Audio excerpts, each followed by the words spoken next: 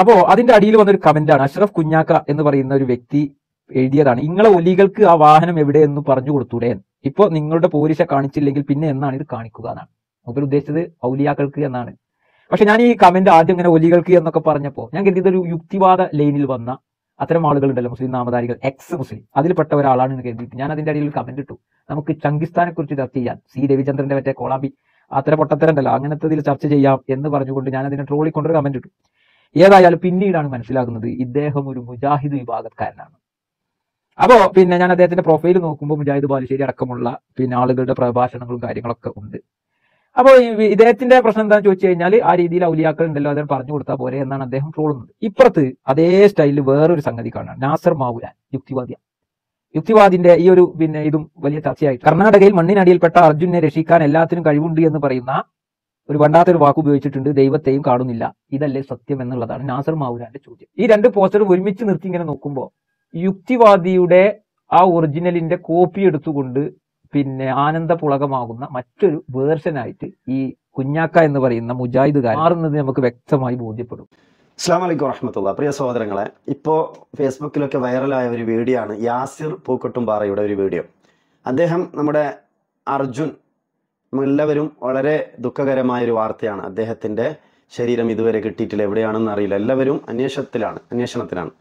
എന്നാൽ അതുമായി കൂട്ടിച്ചേർത്ത് അദ്ദേഹത്തിൻ്റെ വീഡിയോക്ക് ആരോ ഒരാൾ ഇട്ട, അതായത് അഷ്റഫ് കുഞ്ഞാക്ക എന്ന് പറയുന്ന ഒരു വ്യക്തി ഇട്ട കമൻറ്റിനെ അദ്ദേഹം അവലോകനം നടത്തുന്നുണ്ട്. അത് അവലോകനം നടത്തുന്നത് എന്തിനു വേണ്ടിയാണ്?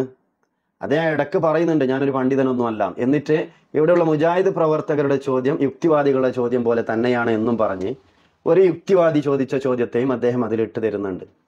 എന്താ ഈ മുജാഹിദ് ചോദിച്ചത്? നിങ്ങളുടെ ഇത്രയൊക്കെ അർജുനെ കാണാതായി, എല്ലാവരും പ്രാർത്ഥനയിലാണ്. അത് മലയാളികളുടെ ഒരു പ്രത്യേകതയാണ്, എല്ലാവരും മനുഷ്യരെ സ്നേഹിക്കുന്നവരാണ്, പ്രാർത്ഥിക്കുന്നുണ്ട്, ദുഃഖത്തിലാണ്. അപ്പോൾ ഒരു കുഞ്ഞാക്ക, അഷ്റഫ് കുഞ്ഞാക്ക എന്ന് പറയുന്ന അദ്ദേഹം ഇട്ട കമന്റ്, നിങ്ങളുടെ വലി എവിടെ പോയി?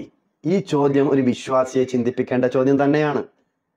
അത് വെറും പരിഹാസത്തിന്റെ ചോദ്യമല്ല, ആരെയും നിന്ദിക്കുന്ന അവഗണിക്കുന്ന ചോദ്യമല്ല. അത് യാസിറിന് മനസ്സിലാകണമെങ്കിൽ കുറച്ചും കൂടി വിശ്വാസത്തെക്കുറിച്ച്, ഇസ്ലാം പഠിപ്പിക്കുന്ന വിശ്വാസത്തെക്കുറിച്ചും പിന്നെ യഥാർത്ഥ തനതായ ആദർശത്തെക്കുറിച്ച് പഠിക്കണം ഇസ്ലാമിൻ്റെ, എങ്ങനെ മനസ്സിലാവും. അപ്പോൾ യാസിറിനോട് പറയാനുള്ളത്, ഈ ഒരു ചോദ്യം എന്തിനായിരുന്നു? ഇവിടെ ഒരുപാട് കേരളക്കരയിൽ ആൾ ദൈവങ്ങളുണ്ടല്ലോ, തങ്ങന്മാരെന്ന് പറയുന്നവർ, ഇന്ന സ്ഥലത്ത് വെള്ളമില്ലെങ്കിൽ ഇവിടെ വെള്ളമുണ്ട്, ഇവിടെ ഒഴിച്ചോളൂ എന്ന് പറയുന്ന ആളുകളില്ലേ, പാദരസം കാണാതായാൽ ഇന്ന സ്ഥലത്തുണ്ടെന്ന് പറയുന്ന ആളുകളില്ലേ, ഇങ്ങനെയൊക്കെ ഒരുപാട് അന്ധവിശ്വാസങ്ങൾ പ്രചരിപ്പിച്ച ആളുകളുടെ മനസ്സിലേക്ക് അന്ധവിശ്വാസം ഇട്ടുകൊടുക്കുന്ന പിന്നെ ഒരുപാട് തങ്ങന്മാരും സ്വാമിമാരും ഒരുപാട് പേരുണ്ട്. ഇവരൊക്കെ എവിടെ പോയി? ഇതൊരു വിശ്വാസിയുടെ ചോദ്യം തന്നെയാണ്. എന്നാൽ ഒരു നിരീശ്വരവാദി, യാസിർ പറയും പോലെ എക്സ് മുസ്ലിം എന്ന് പറയുന്നില്ല, ഒരു നിരീശ്വരവാദിയുടെ ചോദ്യമായിരുന്നു നിങ്ങളുടെ ദൈവം എവിടെ, അള്ളാഹു എവിടെ? അതൊരു വിശ്വാസിക്ക് ചോദിക്കാൻ പാടുള്ളതല്ല, ചോദിക്കേണ്ട ചോദ്യവുമല്ല. അത് ചോദിച്ചാൽ കുഫറാണത്. കാരണം എന്തേ? അള്ളാഹു സുബ്ഹാനഹു വ തആല അവന് ഉദ്ദേശിക്കുന്ന സമയം ഉത്തരം നൽകും, ഉടനടി നൽകുമെന്ന് എവിടെയും പറഞ്ഞിട്ടില്ല. എന്നോട് പ്രാർത്ഥിക്കും, ഞാൻ ഉത്തരം നൽകാം, ഉദഊനി അസ്തജിബ് ലക്കും എന്ന് പറഞ്ഞിട്ടുണ്ട്. എന്നാൽ അള്ളാഹുവിനെ ചോദ്യം ചെയ്ത കേരളക്കരയിലെ യാസിർ ഒരു സമസ്തക്കാരനാണെന്ന് ഉറപ്പാണ്. ഇതിലൂടെ കേരളക്കരയിലുള്ള സമസ്തയുടെ നേതാക്കൾ തന്നെ പിന്നെ അള്ളാഹുവിനെ പരിഹസിക്കുന്ന യുക്തിവാദത്തിന്റെ ചോദ്യം ചോദിക്കുന്ന, യുക്തിവാദത്തിലേക്ക് പോകാൻ ഏറ്റവും കൂടുതൽ ഇവിടെ പ്രോത്സാഹിപ്പിക്കുന്നത് ഇവിടുത്തെ സമസ്തക്കാർ തന്നെയാണെന്ന് തെളിയിക്കുന്ന വീഡിയോ ഞാൻ ഇതിലേക്ക് ചേർക്കുന്നുണ്ട്. നിങ്ങളൊന്ന് കേട്ടു നോക്കൂ. കാന്തപുരം അബൂബക്കർ മുസ്ലിയാരാണ് ചോദിക്കുന്നത്. എല്ലാവരും ചെല്ലുന്ന വലിയൊരു സ്ഥലം, എന്നിട്ട് അവിടെ സ്ഫോടനം ഉണ്ടായപ്പോ അത് നോക്കാൻ അജ്മീറിലെ ഖാജനെ കൊണ്ട് കഴിയില്ല. എന്നാൽ കഅബോ അള്ളാഹുവിന്റെ വീടല്ലേ, ആ കഅബത്തിൽ കുറെ ആളുകൾ കൊണ്ടുവന്ന് സ്ഫോടനം നടത്തിയല്ലോ, അത് നോക്കാൻ അള്ളാഹെ കൊണ്ട് കഴിഞ്ഞില്ലേ? ന്യായം അതാണ്. നീ ഒരു നീതിമാനാണെങ്കിൽ അങ്ങനെയാണ് മറുപടി കൊടുക്കേണ്ടത്. എന്നാൽ മുജാഹിദുകളോട് ചോദിച്ചത് എന്തിനു വേണ്ടിയാണ്? പിന്നെ അഷ്റഫ് കുഞ്ഞാക്ക എന്ന് പറയുന്ന വ്യക്തി, അദ്ദേഹം മുജാഹിദാണോ? അദ്ദേഹത്തെ എനിക്ക് അറിയുമൊന്നുമില്ല. എന്നാലും ആ ചോദ്യത്തിൽ വിശ്വാസികളെ ചിന്തിപ്പിക്കുന്ന ചില കാര്യമുണ്ട്, അത് ഞാൻ പറയാം. പരിശുദ്ധ ഇസ്ലാമിൽ അഭൗതികമായ കാര്യം പിന്നെ അറിയുന്നവനും എല്ലാം അറിയുന്നത് അള്ളാഹു മാത്രമാണെന്നാണ് വിശുദ്ധ ഖുർആൻ തിരുസുന്നത്തും പഠിപ്പിക്കുന്നത്. എന്നാൽ ഇവിടെ കേരളക്കരയിലുള്ള സമസ്തക്കാർ അത് അള്ളാഹു അല്ലാത്തവരെ അറിയും, അങ്ങനെ അറിയാനുള്ള കഴിവ് അള്ളാഹ് കൊടുത്തിട്ടുണ്ട് എന്ന ഒരു ശിർക്കൻ വിശ്വാസം പഠിപ്പിക്കപ്പെടുന്നുണ്ട്. അതിനെയാണ് ഇവിടെ ചോദ്യം ചെയ്തത്. എങ്കിൽ നിങ്ങൾ കാണിച്ചുകൊണ്ട അങ്ങനെ അദൃശ്യ കഴിവ് ലോകത്ത് അള്ളാഹുവിനല്ലാതെ ഒരാൾക്കുമില്ല. അതിവിടെ തെളിഞ്ഞു, പലവട്ടം തെളിഞ്ഞതാണ്. ചിന്തിക്കുന്ന ആളുകൾക്ക് ഇതിൽ ദൃഷ്ടാന്തമുണ്ട്. മനസ്സിലായില്ലേ? ഇത് യുക്തിവാദമല്ല. യുക്തിവാദം നേരത്തെ പിന്നെ കാന്തപുരം അബൂബക്കർ മുസ്ലിയാർ ചോദിച്ച ചോദ്യമാണ്. അതിലുപരി മറ്റൊരു മുസ്ലിയാരും കൂടി ചോദിക്കുന്നുണ്ട്. അത് കേട്ട് നോക്കൂ. EK ഹസൻ മുസ്ലിയാരുടെ ചോദ്യമായിട്ടാണ് അദ്ദേഹം ചോദിക്കുന്നുള്ളത്. സ്റ്റേജിൽ നിന്നുകൊണ്ട് പറഞ്ഞു, ഓ ഹസൻ മുസ്ലിയാരെ, മുഹീദ്ദീൻ ഷേഖിന് കഴിവുണ്ടെങ്കിൽ ഈ സ്റ്റേജ് പൊളിയട്ടെ. സ്റ്റേജ് പൊളിഞ്ഞില്ല. അപ്പൊ ജനം വിചാരിക്കും മുഹീദ്ദീൻ ഷേഖിന് കഴിവില്ല.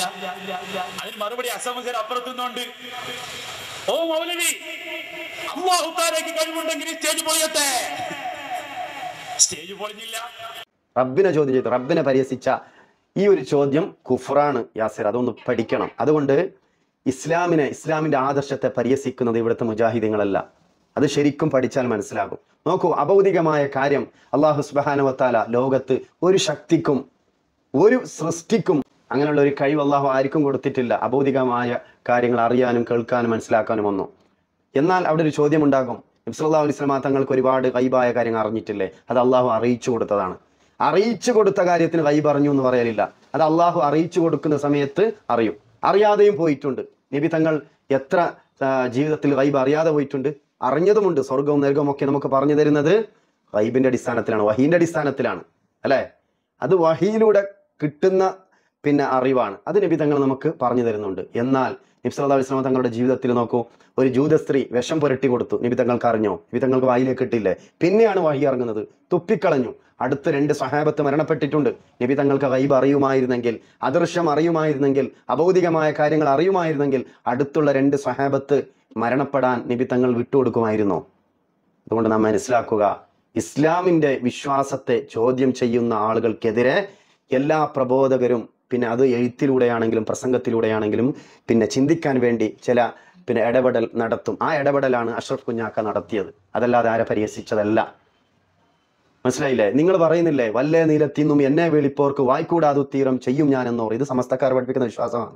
ഏത് നിലത്തിന്നും എപ്പോൾ വിളിച്ചാലും ഉടനടി ഉത്തരം ചെയ്യും. ആരെയും? മൊയ്തീൻ ഷേഖ്, അല്ലെ? ഇത് അള്ളാഹ് പോലും ഈ ഓഫർ നമുക്ക് നൽകിയിട്ടില്ല. അള്ളാഹ് പറഞ്ഞ എന്താണ്? എന്നോട് പ്രാർത്ഥിക്കൂ, ഞാൻ ഉത്തരം നൽകാം. അത് എപ്പോഴാണ് നമുക്കറിയില്ല. എന്നാൽ ഇവിടെ മൊയ്തീൻ ഷേഖിനെ കുറിച്ച് എന്താണ് പഠിപ്പിക്കപ്പെടുന്നത്? മുസ്ലിയാക്കന്മാർ ഏത് നിലത്തുനിന്ന് എപ്പോൾ വിളിച്ചാലും മൊയ്തീൻ ഷേഖ് ഉത്തരം ചെയ്യും, അല്ലെ? അപ്പൊ എവിടെ പോയി ഇവരൊക്കെ, ഈ ഷേഖന്മാരൊക്കെ? ഒന്ന്. രണ്ടാമത്, എന്നാൽ മൊയ്തീൻ ഷേഖ് അത് പഠിപ്പിച്ചിട്ടില്ല കേട്ടോ, അത് മനസ്സിലാക്കണം. മൊയ്തീൻ ഷേഖ് പഠിപ്പിച്ച ഗ്രന്ഥത്തിൽ അതൊന്നുമില്ല. ഇത് മുസ്ലിയാക്കന്മാർ എഴുതി ഉണ്ടാക്കിയതാണ് ഇതൊക്കെ. ഇനി അതിലുപരി കുപ്പിയകത്തുള്ള വസ്തുവിനെ പോലെ കാണുവാൻ ഞാൻ നിങ്ങളുടെ കൽബാകാമെന്നോർ. ആലപ്പാട്ടിൽ കാണാം, കുപ്പിയകത്തുള്ള വസ്തുവിനെ പോലെ നിങ്ങളുടെ ഹൃദയത്തിലുള്ളത് ഞാൻ കാണുമെന്ന് മൊയ്തീൻ ഷേഖ് പറഞ്ഞു എന്നാണ് മുസ്ലിയാക്കന്മാർ പറഞ്ഞ് പ്രചരിപ്പിക്കുന്നുള്ളത്, ജനങ്ങളെ കൊണ്ട് വിശ്വസിപ്പിക്കുന്നുള്ളത്, അല്ലെ? എങ്കിൽ ഈ അർജുന്റെ വിഷയത്തിൽ ചേർത്ത് നോക്കൂ. ഈ കുപ്പിയകത്തുള്ള വസ്തുവിനെ അവർ കാണുമെങ്കിൽ ഇതെന്തേ കാണാത്തത്? ഒരു ചോദ്യമല്ലേ? എന്നാൽ അല്ലാഹു സുബ്ഹാനഹു വ തആലക്ക് എല്ലാം കാണുന്നില്ലേ? വഹു അലാ കുല്ലി ഷൈഇൻ ഖദീർ. എല്ലാത്തിനും എല്ലാം കാണുന്നവനും അറിയുന്നവനും കഴിവുള്ളവനാണ്. എല്ലാത്തിനും ഖദീറാണ് റബ്ബ്. എല്ലാത്തിനും കഴിവുള്ളവനാണ് റബ്ബ്. എന്നാൽ അള്ളാഹുവിന്റെ ഉത്തരം എങ്ങനെയായിരിക്കും? അത് പ്രവാചകർ പഠിപ്പിക്കുന്നുണ്ട്. ഒന്ന്, അള്ളാഹു ചോദിച്ച കാര്യം നമുക്ക് നൽകും. രണ്ടാമത്, അതിനേക്കാളും ഹൈറായത് റബ്ബ് നമുക്ക് നൽകും. അത് ദുആന്റെ ഷർത്താണ്. അതിനേക്കാളും ഹൈറായത് റബ്ബ് നമുക്ക് നൽകും. മൂന്നാമതായി റബ്ബ് പഠിപ്പിച്ചത് ഇത് രണ്ടും നൽകിയില്ല എങ്കിലും നാളെ പരലോകത്ത് ഈ ദുആ ഒരു സൽക്കർമ്മമാക്കി നിങ്ങളെ സ്വർഗത്തിലേക്ക് അള്ളാഹു വിടും. അതുകൊണ്ട് ഒരു ദുആയും പാഴാകില്ല റബ്ബിനോട് തേടിയത്. എന്നാൽ ഈ ആൾ ദൈവങ്ങളോട് തേടിയതോ അത് ഷിർക്കാണ്. അള്ളാഹു അല്ലാത്തവർ ഗൈബ് അറിയും, അവർ അദൃശ്യം അറിയും എന്നുള്ള വിശ്വാസം അള്ളാഹുവിന്റെ അസ്മാ സിഫാത്തിൽ പങ്കു ചേർക്കലാണ്. ഷിർക്ക് ചെയ്താൽ അവന്റെ സങ്കേതം നരകമാണ്. ഇന്നഹു മൻ യുശ്രികു ബില്ലാഹ് ഫഖദ് ഹറമല്ലാഹു അലൈഹിൽ ജന്ന. ആരല്ലാഹുവിൽ ഷിർക്ക് ചെയ്തുവോ അവന് ശാശ്വതമായി നരകത്തിലാണ്. സ്വർഗം നിഷിദ്ധമാണ്. ഇനി മറ്റൊരായത്ത് നോക്കൂ, ഇന്നല്ലാഹ ലാ യഗ്ഫിറു അൻ യുശ്റക ബി വയഗ്ഫിറു മാ ദൂന ദാലിക ലിമൻ യശാ. അള്ളാഹു ഷിർക്ക് ഒരിക്കലും പുറത്തു തരില്ല. അതല്ലാത്ത പാപം അവൻ ഉദ്ദേശിക്കുന്നവർക്ക് അള്ളാഹു പുറത്തു കൊടുക്കും. അപ്പോൾ ഇവിടെ കേരളക്കരയിലുള്ള സമസ്തക്കാർക്ക് ഷിർക്കൻ വിശ്വാസം ഈ മുസ്ലിയാക്കന്മാർ പ്രചരിപ്പിക്കുന്നുണ്ട്. അതിനെയാണ് ഈ കമന്റിലൂടെ ചോദ്യം ചെയ്തത്. മുഅ്ജിസത്ത് എന്ന് പറഞ്ഞാൽ എന്താണ്? അള്ളാഹു ഉദ്ദേശിക്കുന്ന സമയത്ത് പ്രവാചകന്മാരിലൂടെ ചില അമാനുഷികമായ കാര്യങ്ങൾ അള്ളാഹു പ്രകടമാക്കും. അത് ജനങ്ങൾക്ക് മനസ്സിലാകാൻ ഇതൊരു പ്രവാചകനാണെന്ന് അറിയിക്കാൻ വേണ്ടിയാണ് അള്ളാഹു അങ്ങനെയുള്ള കാര്യങ്ങൾ പ്രകടമാക്കുന്നത്. എന്നാൽ എല്ലാ സമയത്തും പറ്റിയിട്ടുണ്ടോ? ഇല്ല. കറാമത്ത് എന്താണ്? അള്ളാഹുവിന്റെ ഇഷ്ടദാസന്മാരിലുള്ള ചില അമാനുഷികമായ കാര്യങ്ങൾ അള്ളാഹു പ്രകടമാക്കും. അതാണ് കറാമത്ത്. മറിയം ബീവിക്ക് ഭക്ഷണം ഇറക്കി കൊടുക്കുന്ന കറാമത്ത് സക്കരിയ അലൈഹി സ്വലാം കാണുന്നുണ്ട്. ആ സമയത്ത് സക്കരിയ അലൈഹി സ്വലാമിന് മക്കളില്ല. ഹുനാലിക ദഅ സക്കരിയ റബ്ബഹു. ആ സമയത്ത് സക്കരിയ അലൈഹി സ്വലാം അള്ളാഹുവിനോടാണ് പ്രാർത്ഥിച്ചത്. കറാമത്ത് കൊടുത്ത ബീവിയോട് ചോദിച്ചിട്ടില്ല. എന്നാൽ കേരളക്കരയിലുള്ള സമസ്തക്കാർ കറാമത്തും മുഅ്ജിസത്തും ആരിൽ നിന്നാണോ പ്രകടമായത് അവരോട് ചോദിക്കാനും അവരിൽ തവക്കുലാക്കാനും അവർക്ക് അബൗദികമായ കഴിവുണ്ടെന്ന് പിന്നെ വിശ്വസിക്കാനുമാണ് പോയത്. അത് ശിർക്കൻ വിശ്വാസമാണ്. ആ വിശ്വാസത്തിനെ ചോദ്യം ചെയ്തുകൊണ്ടുള്ള കമന്റ് ആയിരുന്നു അഷ്റഫ് കുഞ്ഞാക്കയുടെ കമന്റ്. അത് അറിയണമെങ്കിൽ ഇസ്ലാമിന്റെ തനതായ ആശയം യാസിർ പൂക്കട്ടുംപാറ ഒന്ന് പഠിക്കണം, അറിയണം. സ്നേഹബുദ്ധ്യ ഈ കാര്യം ഉണർത്തുകയാണ്, അല്ലാതെ ചെറുതാക്കലോ കൊച്ചാക്കലോ ഒന്നുമല്ല. അല്ലാത്ത വിഷയത്തിൽ, അറിയാത്ത വിഷയത്തിൽ ഇടപെടരുത്. സമകാലിക വിഷയം നല്ല രൂപത്തിൽ അവതരിപ്പിക്കുന്നുണ്ടല്ലോ, അങ്ങനെ തന്നെ പോകട്ടെ. ദീനിന്റെ കാര്യത്തിൽ ഒരു മുജാഹിദ് സുന്നി എന്ന വിഷയത്തിൽ ഇടപെടുകയാണെങ്കിൽ ആ വിഷയത്തിൽ അറിവ് വേണം, എങ്കിലേ സംസാരിക്കാവൂ. ഇവിടെ ചോദിച്ച ചോദ്യം ഒരാളെയും പരിഹസിച്ച ചോദ്യമല്ല, അത് തീർത്തും ശരിയായ ചോദ്യമാണ്. അത് ചോദിക്കേണ്ടതാണ്. അതിലൂടെ വിശ്വാസികൾ അള്ളാഹുവിലേക്ക് മടക്കും, റബ്ബിനെ മനസ്സിലാക്കും. അല്ലാതെ യുക്തിവാദത്തിലേക്കല്ല പോകുന്നത്. യുക്തിവാദത്തിലേക്ക് പോകുന്നത് നേരത്തെ മുസ്ലിയാക്കന്മാർ ചോദിച്ച ചോദ്യം ഉണ്ടല്ലോ, നിങ്ങൾ റബ്ബ് എവിടെയാണ്, ഒരു യുക്തിവാദി ചോദിച്ച പോലെ തന്നെ ഉള്ള ചോദ്യമാണ്. അതിലൂടെയാണ് യുക്തിവാദത്തിലേക്ക് പോകുന്നത്.